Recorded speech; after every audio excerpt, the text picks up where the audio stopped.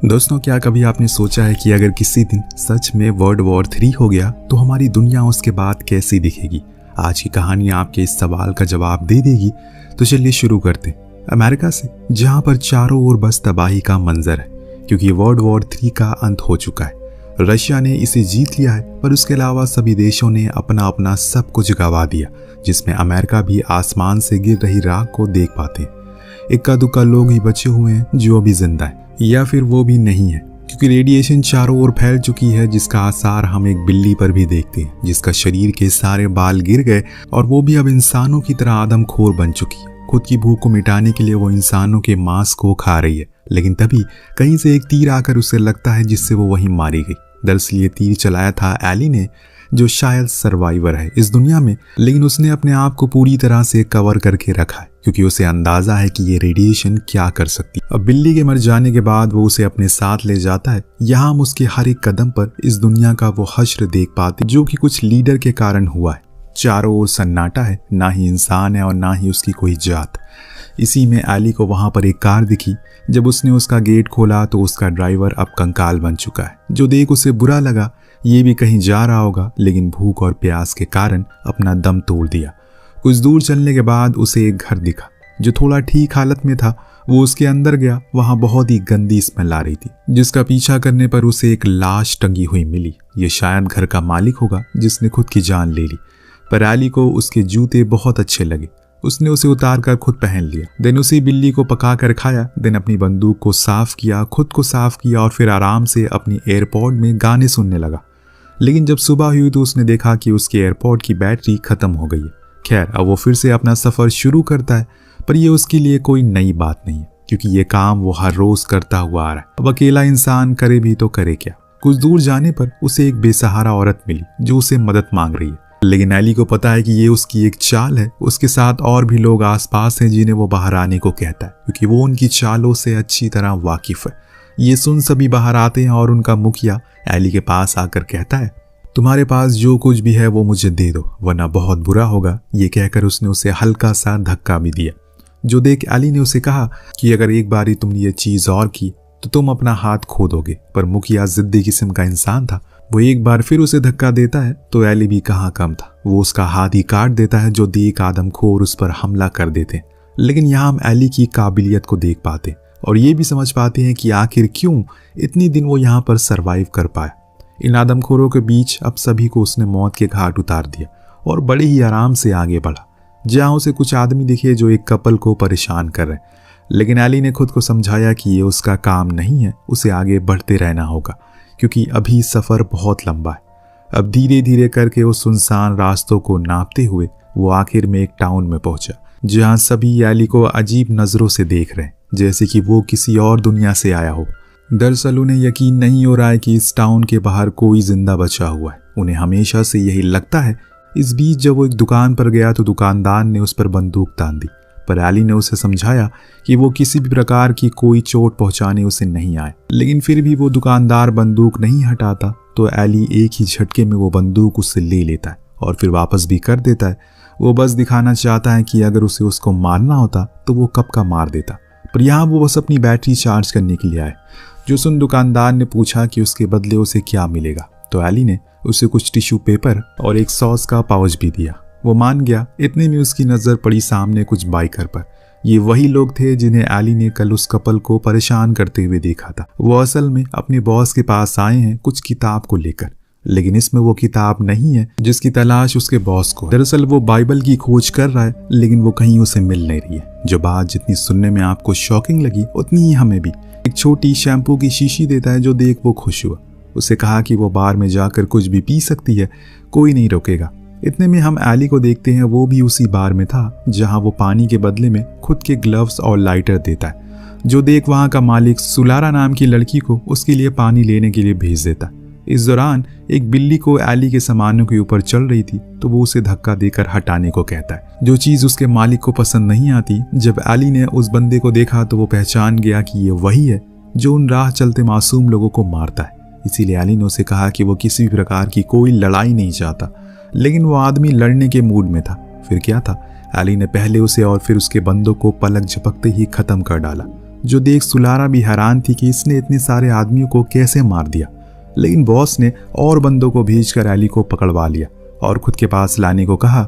दरअसल वो उसकी क्षमता से काफी प्रभावित था, इसीलिए उसने उससे कहा कि मेरे पास अब सब कुछ है, खाना पानी सोने के लिए जगह, पर मैं चाहता हूँ कि मैं अपने टाउन को और भी बड़ा बनाऊं, जिसके लिए मुझे तुम जैसे लोगों की जरूरत है, इसीलिए तुम मेरे साथ आ जाओ। लेकिन एली तो साफ इनकार कर देता है, वो कोई गुंडा नहीं है। जो सुन बॉस उसे आज रात सोचने का टाइम देता है, क्योंकि वो उसे इतनी आसानी से तो जाने नहीं देना चाहता। अब कमरे में जाने पर उसके पीछे पीछे मार्लिना नाम की औरत उसके पास आती है। वो अंधी थी, वो असल में उसके खाना और पानी लेकर आई थी। तो एली उससे पूछता है कि वो कब से अंधी है। उसने जवाब दिया कि बचपन से। एली ने उसका सम्मान किया, जो देख वो काफी खुश हुई, क्योंकि किसी ने पहली बार उसे यहाँ पर इज्जत दी थी। यही बात जाकर वो बॉस से कहती है कि मुझे नहीं लगता कि वो तुम्हारे लिए काम करेगा, क्योंकि उसके अंदर जरा भी लालच नहीं है। जो सुन बॉस ने कहा कि वो करेगा काम, क्योंकि अब मैं सुलारा को उसके पास भेजूंगा। इतना सुनते ही मार्लिना उसके आगे हाथ पैर जोड़ने लगती है, क्योंकि सुलारा उसकी बेटी है। वो नहीं चाहती कि वो किसी भी प्रकार से उसे चोट पहुंचाए। लेकिन बॉस कहाँ मानने वाला था, वो उसे भेज देता है, जहां जाकर सुलारा उसे सेड्यूस करने लगती है। लेकिन एली उसे यहाँ से जाने को कहती है, क्योंकि उसे अब सोना है। लेकिन सुलारा उसे गिड़गिड़ाते हुए कहती है कि वो यहाँ से वापस नहीं जा सकती, क्योंकि अगर वो गई तो वो लोग उसकी माँ को बहुत मारेंगे, इसीलिए प्लीज वो आज रात यहीं नीचे सो जाएगी। उसे वादा करती है कि वो किसी भी तरह से उसे तंग नहीं करेगी। एली भी मान गया, पर तभी उसे एली के पास एक किताब दिखी, जो उसने तुरंत ही छुपा ली। जो देख उसके अंदर जिज्ञासा पैदा हो गई कि आखिर ये कौन सी बुक है। सुलारा ने कई बार पूछने की भी कोशिश की, लेकिन वो नहीं बताता। इसके बाद उसने अपने कुछ सवाल करे, जैसे कि वो लोग पानी कहाँ से लेकर आते हैं। तो सुलारा ने कहा कि वो उसका सवाल का जवाब जरूर देगी, लेकिन उससे पहले उसे उस बुक के बारे में बताना होगा। इस बारी भी एली ने कुछ नहीं कहा और खाने के लिए बैठ गया, पर खाने से पहले उसने गॉड से प्रे किया, जो देख सुलारा को थोड़ा अजीब लगा, क्योंकि ऐसा कुछ वो लोग कभी नहीं करते। क्या जो बुक एली के पास है वो बाइबल है? अगर है तो वो लोगों को क्यों नहीं देता, क्योंकि तबाही से पहले तो यही उनके लिए होली बुक थी। पर अब क्या हो गया अचानक से? सुबह होने पर सुलारा अपनी माँ के साथ नाश्ता कर रही होती है, तो उस दौरान वो प्रे करती है, लेकिन उसे पता नहीं है कि उसे पूरा कैसे करना है। बॉस यानी कि कैरी को पता है कि आखिर में क्या बोला जाता है। अब उसे ये भी पता लग गया कि वो आदमी के पास वो किताब है जिसे उसकी बहुत समय से तलाश है। इसीलिए वो सुलारा से पूछता है कि क्या उसके पास कोई किताब है, तो उसने मना कर दिया। कैरी को यकीन है और इसीलिए उसके सामने उसने उसकी माँ को चोट पहुंचाना शुरू कर दी, जिससे कि मजबूरन सुलारा को बताना पड़ा कि हाँ एक किताब है उसके पास, जिस पर लेदर का कवर चढ़ा है और एक क्रॉस भी बना है। जो सुन कैरी फौरन अपने लोगों को एली के कमरे में भेजता है, पर वो तो जा चुका है उसी दुकान पर अपनी बैटरी को लेने के लिए। लेकिन जब बाहर निकला तो उसके सामने कैरी की फौज खड़ी थी, जिसमें कैरी भी था, जिसने उससे कहा कि मुझे पता है कि तुम्हारे पास बाइबल है, लाओ मुझे वो दे दो, जिससे कि मैं लोगों के अंदर एक उम्मीद पैदा कर सकूं, एक मोटिवेशन दे सकूं, ये बता पाऊं कि उन्हें आगे क्या करना है। लेकिन एली को पता था कि कैरी इस बाइबल को ही बदल देगा और लोगों के अंदर ऐसा डर पैदा कर देगा जिससे वो उसे ही अपना भगवान मानने लगेंगे। और दोस्तों, ये एक तरीका है लोगों को कंट्रोल करने का। जब लोग हर चीज से हार जाएं तो उनके सामने झूठी बातें करके खुद को भगवान बना लो। और इसीलिए उसने ये सब सोचकर इनकार कर दिया। पर अब कैरी को आ गया गुस्सा, इसीलिए उसने अपने आदमियों से उस पर हमला करने को कहा। अब चारों ओर से गोलीबारी चलने लगी, लेकिन एली भी पीछे नहीं था, वो सभी को शूट करता। इसमें एक गोली कैरी के पांव में भी लग जाती।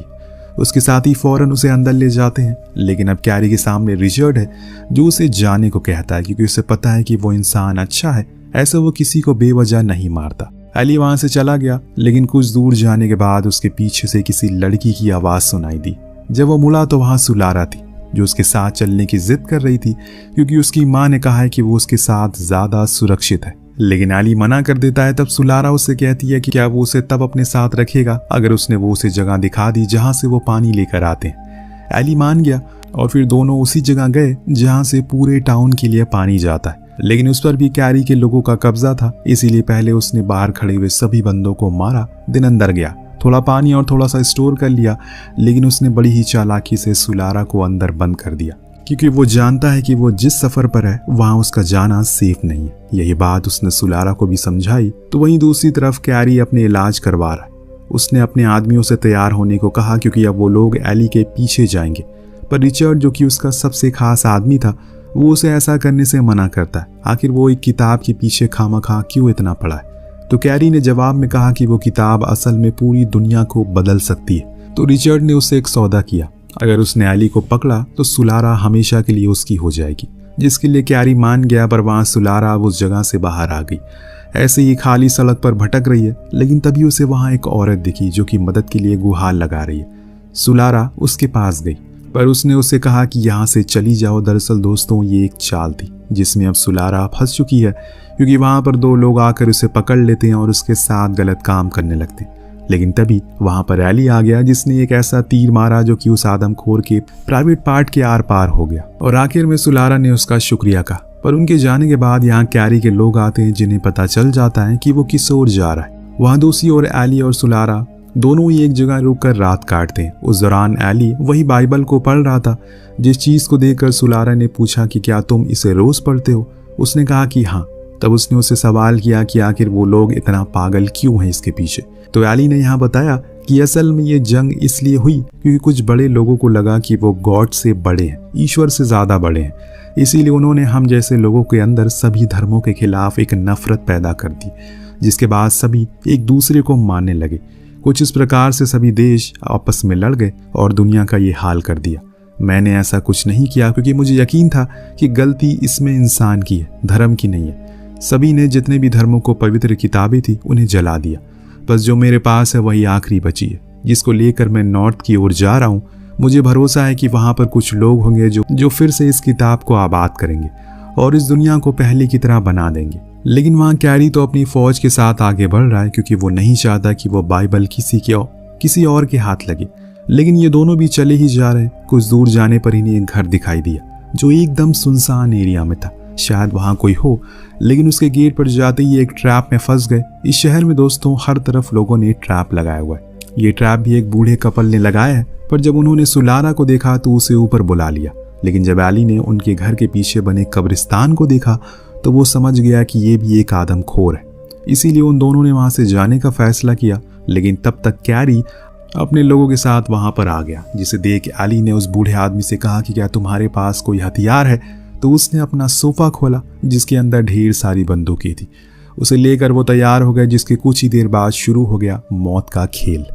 एली एक किताब बाहर फेंकता है, लेकिन वो असल में बम होता है, जिसे एक वहां बड़ा सा धमाका होता है। फिर क्या, कैरी की फौज अंधाधुंध गोलियां बरसाना शुरू करती है, जिसमें वो कपल मारे जाते हैं। फिर कुछ ही देर में इन्हें भी पता चल गया कि अब नहीं बचेंगे, इसीलिए इन्होंने सरेंडर कर दिया। बाहर आने पर कैरी ने एली से कहा कि वो किताब मुझे दे दो। लेकिन इतना सब कुछ होने के बाद भी वो उस किताब को नहीं देता, क्योंकि उसे इसका अंजाम पता है। पर कैरी को बहुत अच्छे से पता है कि क्या करना है, कि क्या करने पर वो उस किताब को दे देगा। इसीलिए उसने सुलारा के ऊपर बंदूक तान दी।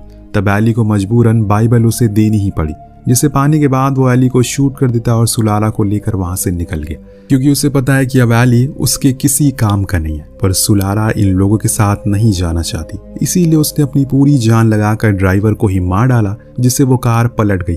तभी वहां पर उसे एक ग्रेनेड दिखा, जिसको उसने दूसरी कार पर फेंक दिया, जिसमें कैरी के कुछ और भी लोग थे जो मारे गए। अब वो लोग फैसला करते हैं कि वापस से अपने घर चले जाएंगे, क्योंकि वैसे भी उनके पास फ्यूल नहीं बचा। इधर दूसरी तरफ सुलारा अब इनके चंगुल से भागकर वापस उसी घर पर आ गई, लेकिन एली वहां है ही नहीं। शायद वो कहीं चला गया, पर क्या अभी वो जिंदा है? सुलारा अब बहुत ही ज्यादा परेशान है। उसे याद आता है कि जरूर वो नॉर्थ की ओर गया होगा, इसीलिए वो भी उसी ओर चली गई। और फाइनली उसे एली मिल ही गया। उसे फौरन उसकी कार में बैठाया और निकल गई नॉर्थ की ओर। यहाँ पर कैरी जब उस बाइबल को खोलता है तो उसे पता लगा कि इसमें तो लॉक लगा हुआ है, जो देख वो फौरन उसी दुकान वाले के पास गया, जिसने उसे खोल तो दिया, पर उसे पता लगा कि ये तो अंधे लोगों की बाइबल है, क्योंकि इसमें तो कुछ लिखा ही नहीं है। वहीं दूसरी ओर ये दोनों लंबा सफर तय करके उस जगह पर पहुंच जाते जहां पर सच में कुछ लोग हैं। उस पार जाने वाले पुल टूटा हुआ था, तो इन्होंने एक बोट का सहारा लिया, वहां पहुंच गए, जहां इन्हें एक आदमी ने पूछा वो यहाँ क्यों आए। एली ने जवाब में कहा कि उसके पास एक बाइबल है, जो सुन उसने उसे अंदर बुलाया और कहा कि उनके पास हर वो किताब है जिससे कि वो इस दुनिया को पहला जैसा बना सकते हैं। तो बस कमी थी तो बाइबल की, लाओ वो मुझे दे दो, उसकी कई सारी कॉपीज में बना दूंगा। तभी दोस्तों एक राज की बात पता चलती है। यहाँ एली बताता है कि वो बचपन से ही अंधा है, जो चीज हैरान कर देने वाली थी, पर उसने पिछले 30 सालों से हर दिन उस बाइबल को पढ़ा है। जिससे कि उसे हर वो पन्ना याद है जो उसमें जुड़ा है। इसीलिए अब उस आदमी को बताना शुरू कर देता है जो हर एक शब्द को बड़ी ही सूझबूझ के साथ लिखता है। तो वहीं कैरी अब मार्लिना को बुलाता है ताकि वो उस बाइबल को पढ़ सके, क्योंकि वो अंधों की भाषा जानती थी। लेकिन मार्लिना बताती है कि वो इस भाषा को बहुत पहले भूल चुकी है। इसीलिए अब वो भी उस उम्मीद को छोड़ दे कि कोई उसका हुक्म सुनेगा, क्योंकि अब उसका अंत हो गया है। उसकी कही हुई बात कुछ ही सेकंड में सच भी हो जाती है, क्योंकि जब कैरी नीचे देखता है तो वहां पर टाउन के लोग उसके पूरे घर को लूट रहे हैं और उसके सभी आदमियों को भी मार दिया गया है, जिसे देख कैरी को भी पता लग जाता है कि वो भी अब मारा जाएगा। पर यहाँ कोई और भी था जो अपनी आखिरी सांसें गिन रहा, जो था हमारा हीरो एली, जिसने आखिरी सांस तक बाइबल के हर एक शब्द को बोला, जिससे वो फाइनली उसकी एक नई कॉपी बना दी गई। और अब उन लोगों ने उसका प्रिंट किया और होली कुरान की साइड में रख दिया। यानी कि अब इनके पास वो सब कुछ है जिससे अब एक नई शुरुआत हो सकती है। लेकिन धर्म को हमेशा उतना ही माने जितना वो ज़रूरी है। अगर उससे ज़्यादा आपने उसे फॉलो करना शुरू कर, वो आपके अंदर जहर पैदा करने लग जाएगी। फिर वही होगा जो हमें दिखाया गया। इधर एली ने अपना दम तोड़ दिया तो वहीं सुलारा अब अपनी माँ को लेने के लिए फिर से सफ़र पर निकल चुकी है। लेकिन इस बारी वो अकेली नहीं है, उसके साथ गॉड यानी कि बाइबल है, जिसके साथ ही इस कहानी का यहीं पर अंत होता है। दोस्तों, हमें ईश्वर का असली मतलब तभी समझ आता है जब हम हर चीज़ से लाचार हो जाते हैं, तभी हम उसे दिल से याद करते हैं। लेकिन ईश्वर अपने बंदों को हमेशा याद रखता है। इस कहानी से हमें ये भी सीख मिलती है कि धर्म के नाम पर कुछ लोगों को बहुत ही आसानी से बेवकूफ़ बनाया जा सकता है, जैसे कैरी करना चाहता था। लेकिन आपको ऐसे लोगों के झांसे में नहीं आना है। वेल, आपको कहानी कैसे लगी हमें कमेंट करके ज़रूर बताएगा। मिलते हैं अगली वीडियो में। Thank you so much watching. Peace out.